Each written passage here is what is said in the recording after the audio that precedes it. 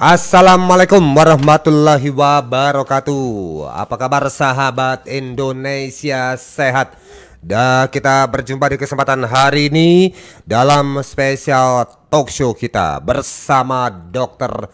Robert. Hari ini kita akan bahas mengenai berat badan.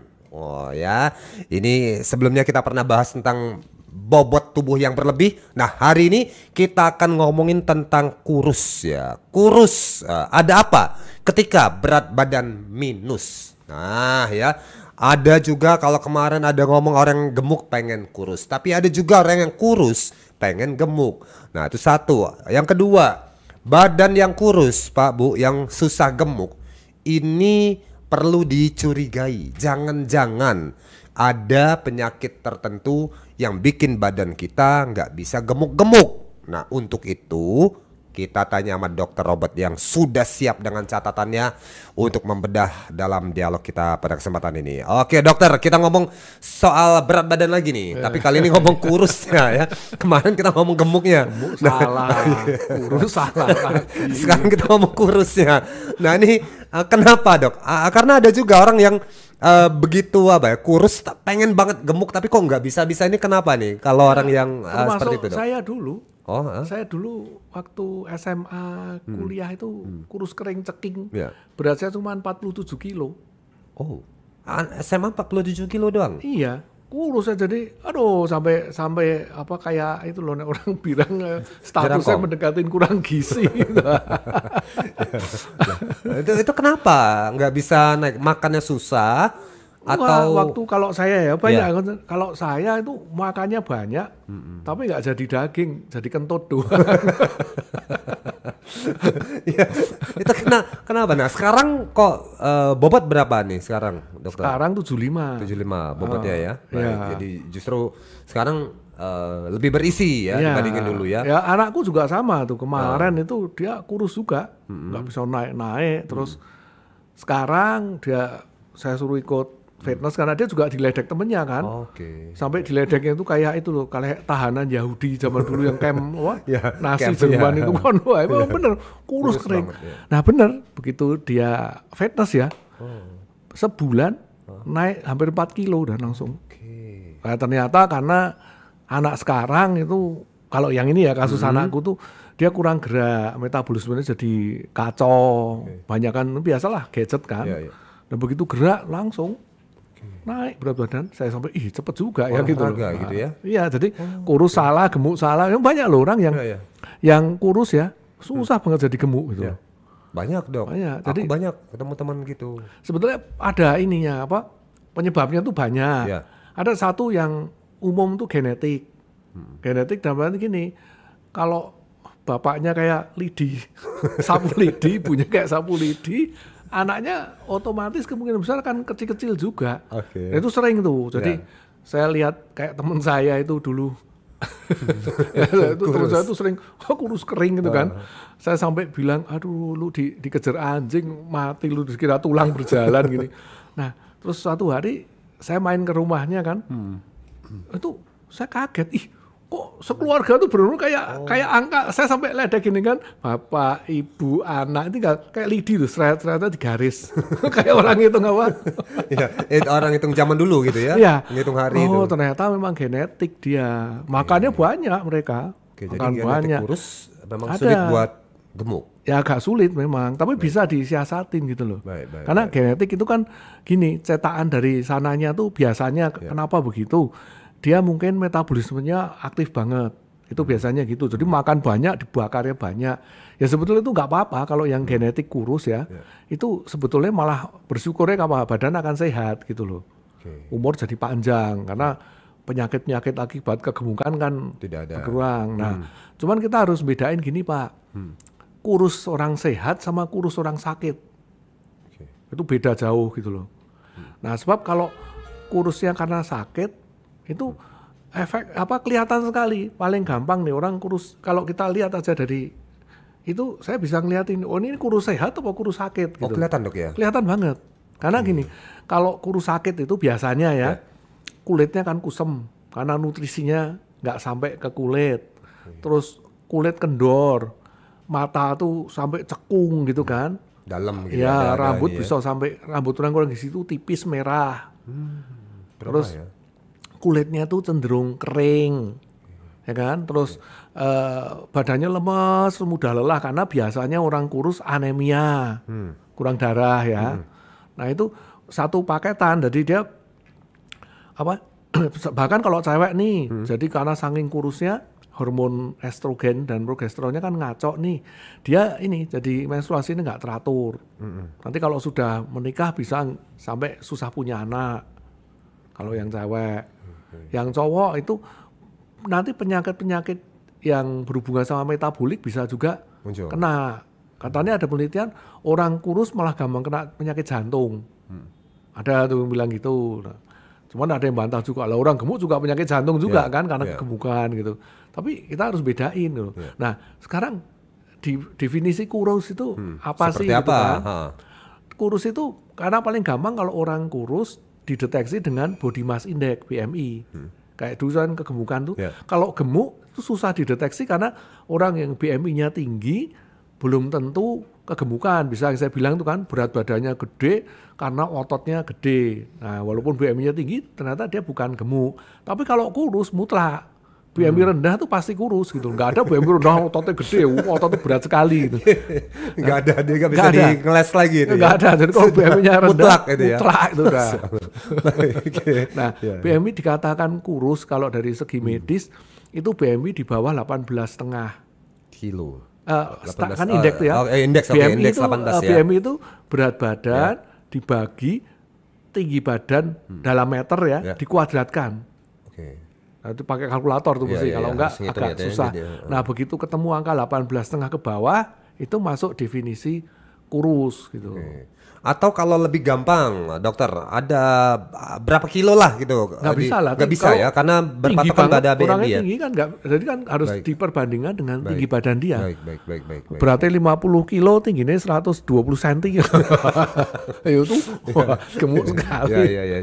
Jadi silakan buat Bapak Ibu untuk mengecek rumus body mass index ya, atau gampang BMI sekali. ya. Jadi pokoknya berat badan dibagi tinggi badan dalam meter ya. Misalnya saya 167, 1,67 dikuadratin gitu. Nanti keluar angkanya yaitu indeksnya. Kalau ketemu di atas 18,5 itu berarti normal, atau kok gede banget nanti bisa tertuduh gemuk atau apa kan. Makanya itu sudah harus dicek lagi pakai lemak badan segala macam, pakai lingkar perut kan. Tapi kalau kurus tuh sudah mutlak itu 18,5 ke bawah tuh perutnya pasti kecil. Jarang yang agak gede pun ya gedenya gede, nggak gede banget gitu. Dan ini bisa jadi katakan ya pokoknya gampang, kelihatan lah kurus lah, divonis sudah kurus pokoknya kalau ya. Nah, ini tadi dokter sempat bilang ada kurus karena sakit, ada karena kurus memang ini tadi memang ini jadi yang tadi yang kalau yang sakit tadi udah dibilang ya, kelihatan secara kasat mata tuh kelihatan ya. Kelihatan. Jadi kurus nggak sehat itu kan kelihatan. Karena kurusnya nggak sehat itu karena dia nutrisinya kurang gitu loh. Sakitnya macam-macam ini.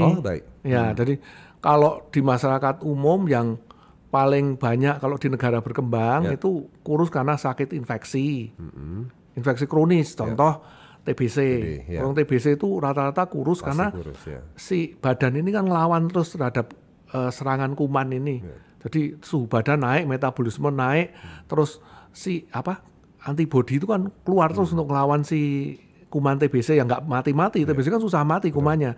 Nah, jadi sebagian energi, sebagian nutrisi dipakai untuk bikin kekebalan, antibodi maupun sel darah putih lah. Habis dipakai untuk itu, berat badan akan susah naik walaupun makannya mungkin agak banyak. Nah, terus susahnya lagi orang infeksi kronis kayak TBC, HIV itu cenderung nafsu makan juga turun.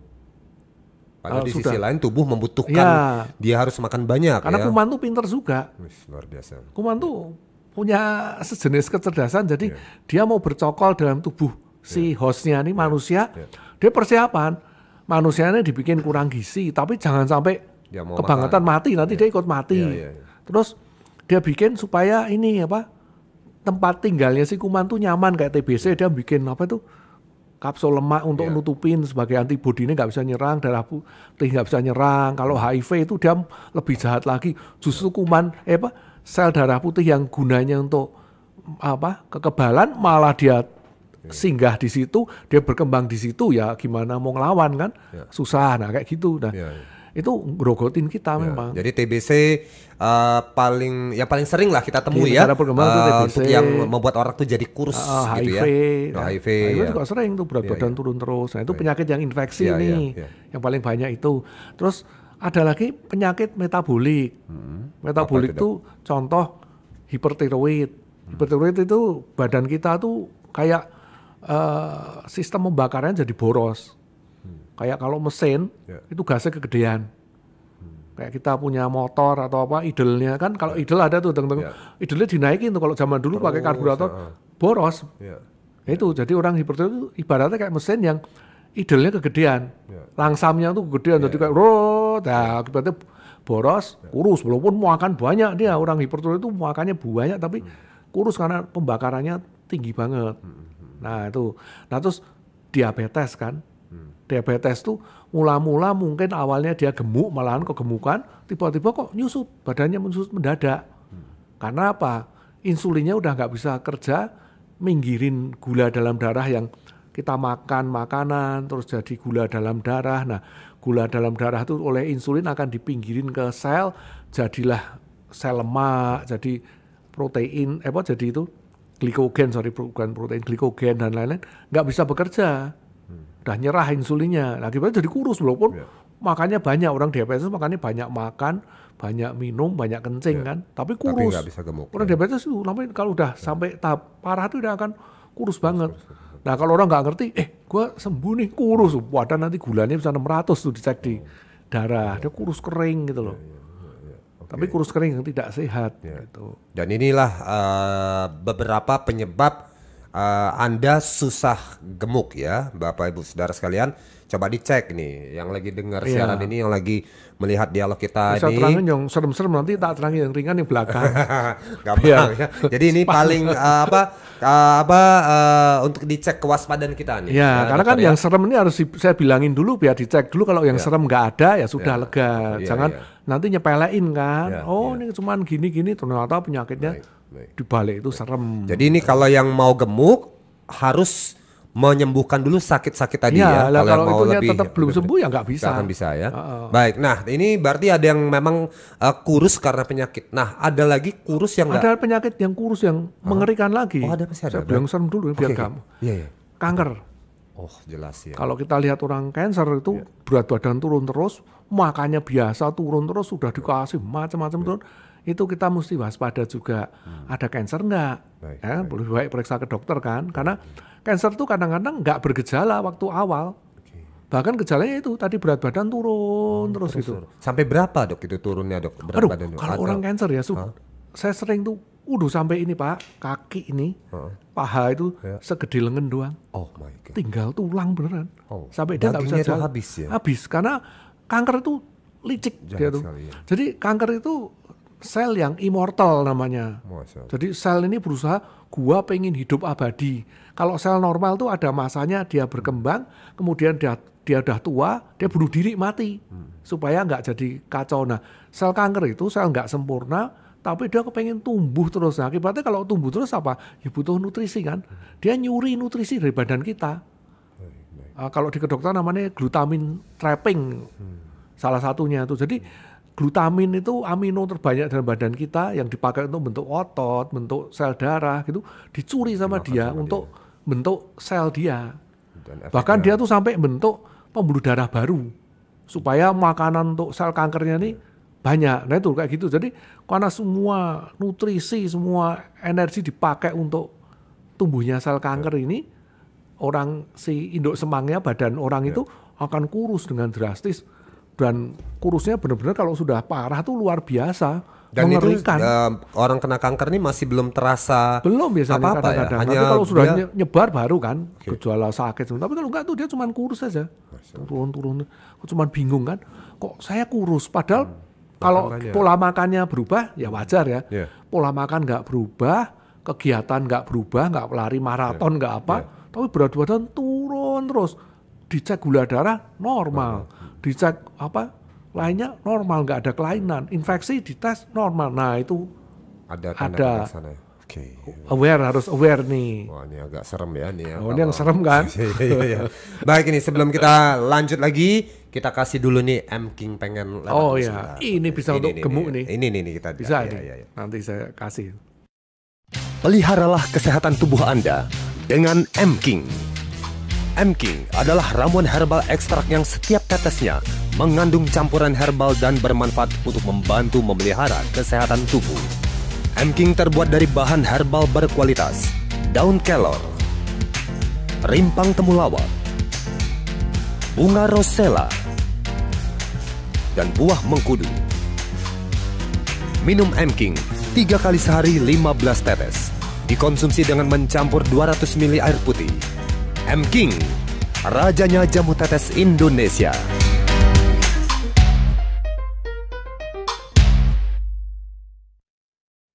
Melanjutnya lagi ya dialog kita hari ini bareng Dokter Robert. Hari ini kita ngomong kurus, ada apa di balik berat badan yang minus. Oke, tadi sebelum break dokter mengatakan banyak banget ya penyakit-penyakit yang bikin kita tuh kurus ya Pak Bu ya.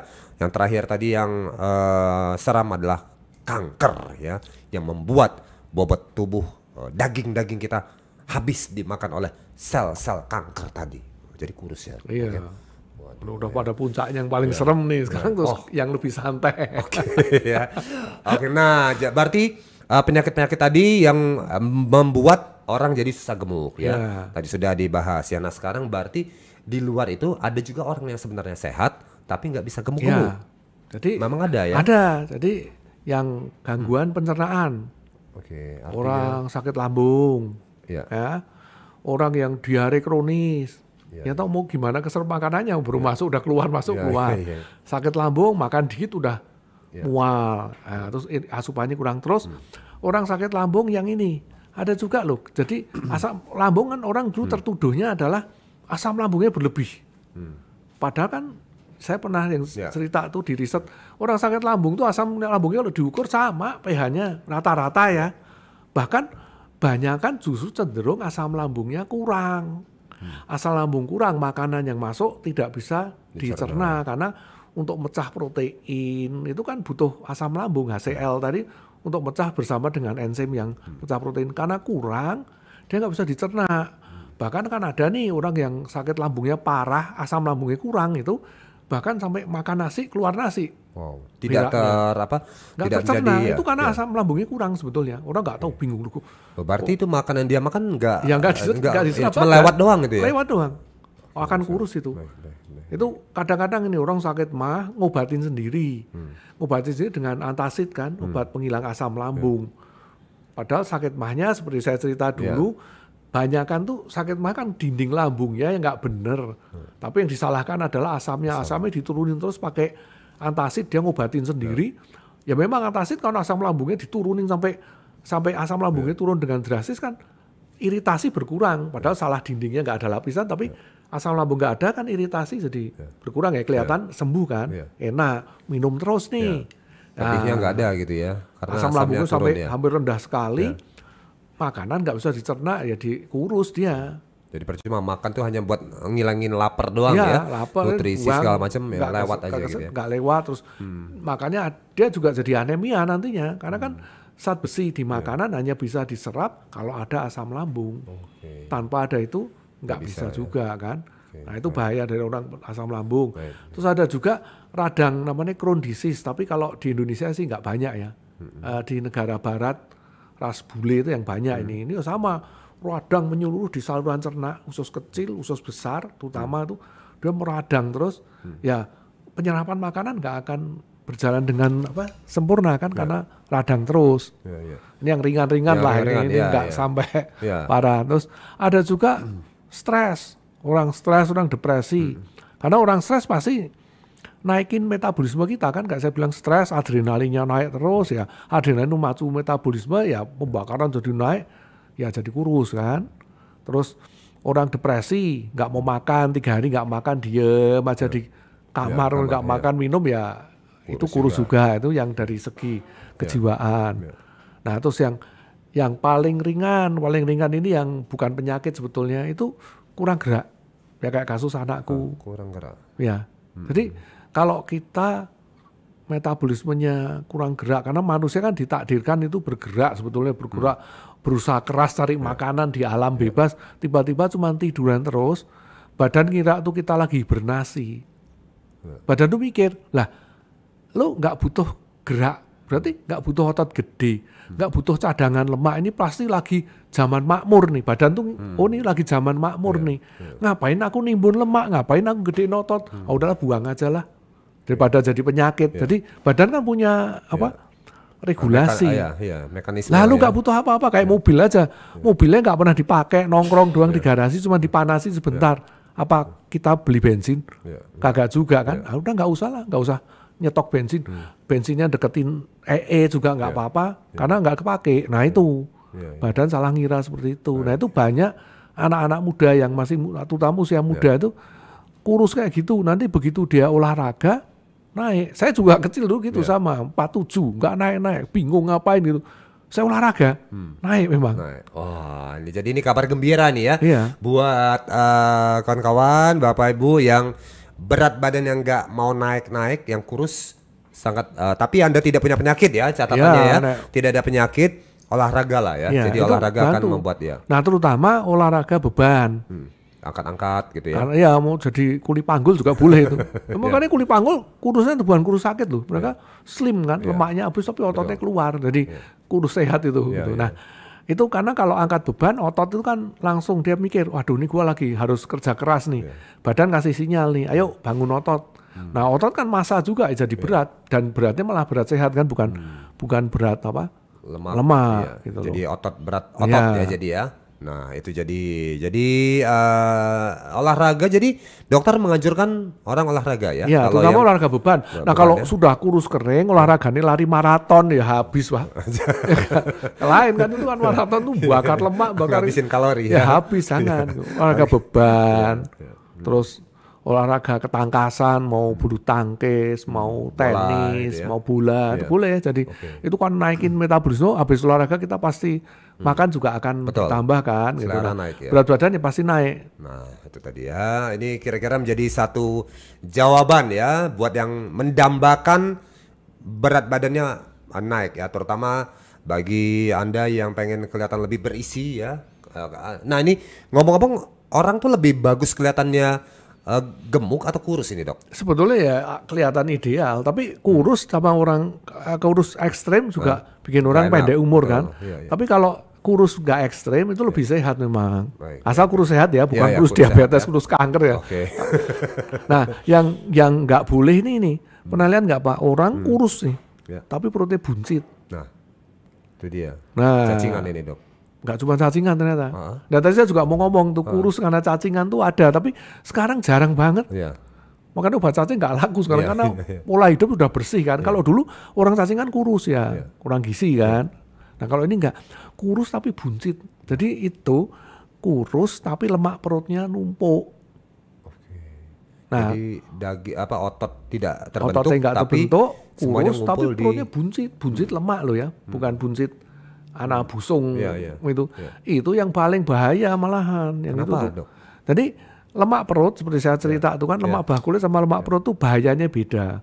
Kalau lemak perut tuh yang paling banyak menimbulkan inflamasi, bikin penyakit pembuluh darah, jantung, metabolik, diabetes itu dipacu oleh lemak di perut. Nah, kenapa lemak perut itu nongol? Banyakan karena hormon kortisol. Hormon stres. Jadi ternyata penelitian bilang orang yang kortisolnya tinggi itu lemak perutnya jadi tinggi. Jadi orang yang sering stres perutnya agak buncit, bisa gitu. Stres sudah nggak gerak, kerjaannya menuntut dia panengnya tinggi ya. Terus dia sudah overload kerjaannya, nggak mau gerak. Perutnya buncit, ditambah orang stres hobinya manis-manis kan, karena karbohidrat glukosanya dipakai untuk ini komputer di otak ini kan pakai glukosa. Nah itu loh, itu yang bahaya. Nanti banyak penyakit timbul dari situ. Nah itu yang paling buncit, kurus saya buncit, nah itu hati-hati itu. Udah kayak kuda laut tuh loh. Kurus. So, jadi ini hati-hati ya buat Bapak, Ibu, saudara sekalian yang tadi dengan ciri-ciri tadi yang disampaikan Dokter Robert, terutama kita berkaitan dengan bobot ya, berat badan ya. Terutama hari ini kita menyoroti untuk Anda yang kurus ya, yang sudah ngapa-ngapain berat badannya nggak mau naik-naik, coba cek. Tadi sudah dipaparkan oleh Dokter Robert ya. Jangan satu Anda memiliki penyakit tertentu ya. Ada lagi juga tadi ada kaitannya dengan genetik ya. Bisa, memang dari orang tuanya memang kurus ya. Semua grup lidi. Ada lagi yang karena pengaruh hormon ya. Ada juga tadi ya. Atau tadi yang paling ngeri tadi kanker ya. Wah ini tadi silakan ya dicek semuanya supaya lega ya. Nah oke. Nah ini dokter untuk menaikkan bobot ya. Iya supaya naikin bobot ya. Nah itu ya ada. Jadi kalau mau naikin bobot, satu pencernaan harus sempurna kan. Ini di luar tadi semua penyakit udah singkirin nih. Pencernaan sempurna berarti makannya dinikmatin ya kan. Terus makanan yang padat gizi, jangan gizi kosong. Gizi kosong ini contohnya kentang goreng, isinya cuma karbo, sederhana, nggak ada apa-apanya, kenyang doang, tapi yang diserap badan cuman karbo, itu nggak akan jadi gemuk juga. Nanti kalau pun jadi gemuknya gemuk nggak sehat, nanti udah dari kurus ke gemukan, salah lagi. Padat gizi, proteinnya tinggi, gizinya tinggi. Makan apa dok sarannya? Ikan boleh, sayuran juga makanan sayuran ada magnesium, ada zat besi, ada macam-macam fitonutrien gitu kan. Nah, terus ini contoh paling gampang daun kelor. Oh, ini bisa bikin naik juga. Wah, itu kalau di zaman kuno tuh kambing yang kurus kering tuh dikasih kelor. Gemuk ya. Ya karena sehat. Dulu kan nggak ada penggemuk ya. Lagian kambing juga nggak dikasih penggemuk sampai sekarang. Yang dikasih kan sapi ya. Kambing tuh kasih daun kelor naik berat badannya. Itu dulu ya binatang tuh. Nah terus kemarin di NTB kan ada tuh untuk mencegah stunting dianjurkan masyarakat konsumsi kelor karena kelor tuh nutrisinya tinggi banget, padat ya. Jadi ini buat Bapak Ibu Saudara sekalian ini kelor ini ya ini jangan cuma tahu kita cuma buat ngusir setan ya. Jadi kandungan daun kelor ini benar ya dok ya? Iya itu memang padat nutrisi dia. Nutrisi ya. Jadi yang di Taiwan aja orang mereka import dari Indonesia gitu. Betul, sampai petani sini saya pernah ceritakan dulu saya cari daun kelor di pasaran susah. Saya tanya kenapa sih? Iya Pak, petaninya pada diekspor ke Taiwan. Nah kalau makan kelor kadang-kadang waduh repot begini itu bisa pakai ini M-King kan dia ekstrak daun kelor gitu. Dia padat nutrisi kan daripada nunggu nanem pohon kelor dulu segala macam repot kan. Nyari susah bisa dengan M-King gitu. Jadi M-King ini jamu tetes ekstrak daun kelor dan juga herbal-herbal lain ya. Nah ini ada herbal lain yang bantu juga kan dia ada temulawaknya kan. Betul, di dalam, temulawaknya kan membantu pencernaan. Jadi pencernaan berjalan baik, penyerapan nutrisi yang dimakan masuk dengan baik ya nih. Terus ada lagi si ini mengkudunya. Mengkudunya ini kalau orangnya ada bakat diabetes bisa ditekan kan. Nah yang tadi saya bilang diabetes bikin kurus kan gitu. Nah itu tadi ya, jadi cocok juga buat yang diabetes ya, yang mau menaikkan bobot tubuh ya supaya lebih kelihatan berisi, lebih kelihatan montok ya. Berisi dan sehat tapi ya nggak berisi tapi sakit ya, repot juga. M-King adalah salah satu solusi ya buat Anda dan juga menyehatkan tubuh kita. Jadi ada antioksidan nih. Ada antioksidan ya tinggi ya. Antioksidan tinggi menurunkan inflamasi. Inflamasi tadi bikin perut buncit tadi kan, kortisolnya turun. Nah, jadi bantu juga gitu. Nah, itu tadi ya Bapak Ibu. Banyak silakan. sih anunya. Banyak ya. Sangat disarankan ya, Dok ya buat yang ingin membuat badan lebih berisi dan sehat ya. Tadi gizi-gizi di dalam M-King dengan basis daun kelor tadi yang akan mensuplai kebutuhan nutrisi pada tubuh kita dan juga tentu saja menyehatkan tubuh kita. Belinya di mana jamu tetes M-King? Di radio-radio tempat Bapak Ibu mendengarkan siaran ini. Oke dokter, seputar bobot tubuh, terima kasih banyak ini untuk sharingnya.